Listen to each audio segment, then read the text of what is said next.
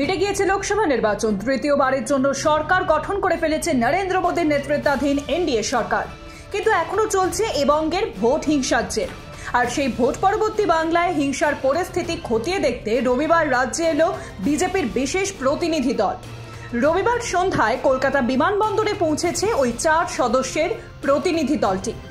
কোন কোন এলাকায় তারা পরিদর্শন করবেন তাও জানানো হয়েছে বিজেপির তরফে জানানো খবর অনুযায়ী রবিবার সন্ধ্যায় বিজেপির এই প্রতিনিধি দলটি যায় মহেশ্বরী ভবনে। সেখানেই ভোট পরবর্তী হিংসায় ঘর ছাড়া এবং আক্রান্তদের আশ্রয় দিয়েছে বিজেপি।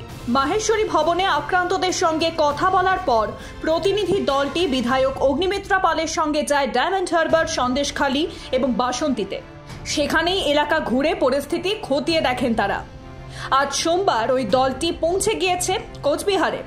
সেখানে হিংসায় আক্রান্তদের সঙ্গে কথা বলার পর তারা ফিরে যাবেন দিল্লিতে। প্রসঙ্গত, নির্বাচনের আগে থেকেই বাংলায় হিংসার ছবি দেখতে পাওয়া গিয়েছিল। নির্বাচন পরবর্তী সেই হিংসা আরও বেড়েছে। বিজেপির দাবি অনুযায়ী লোকসভা নির্বাচনের পর একমাত্র পশ্চিমবঙ্গেই হিংসা হয়েছে। সেই হিংসার কারণ অনুসন্ধান করতেই এই 4 সদস্যের দল পাঠিয়েছে কেন্দ্রীয় নেতৃত্ব। এই প্রতিনিধি দলের সদস্যদের নির্বাচন করেছেন বিজেপির সর্বভারতীয় সভাপতি জেপি নাড্ডা।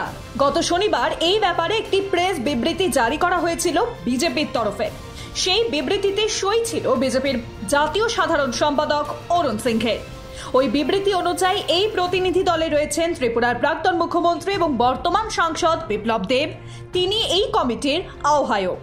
এছাড়াও এই প্রতিনিধি দলে রয়েছেন প্রাক্তন কেন্দ্রীয় মন্ত্রী তথা বর্তমান সাংসদ রবিশঙ্কর প্রসাদ, উত্তরপ্রদেশের প্রাক্তন ডিজিপি তথা বর্তমান রাজ্যসভার সাংসদ ব্রিজলাল এবং এরই মধ্যে রয়েছে মধ্যপ্রদেশের রাজ্যসভার সাংসদ কবিতা পাতিদার।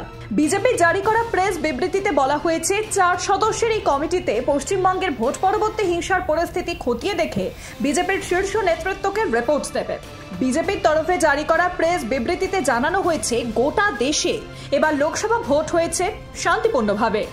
28টি রাজ্য এবং 8টি কেন্দ্রশাসিত অঞ্চলে লোকসভা ভোট ছাড়াও 4 রাজ্যে বিধানসভা নির্বাচন হয়েছে। তার মধ্যে কয়েকটিতে বদল হয়েছে ক্ষমতাও। কোথাও হিংসাত্মক ঘটনা ঘটেনি, শুধুমাত্র বাংলাতেই হিংসা হয়েছে। প্রসঙ্গত, ভোট পরবর্তী হিংসা নিয়ে হাইকোর্টের দ্বারস্থ হয়েছে বিজেপি নেতা শুভেন্দু অধিকারী।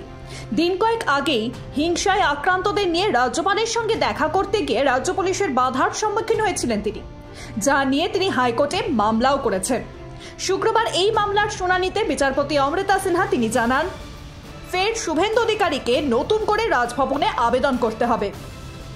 Bureau report, Pritam Bangla.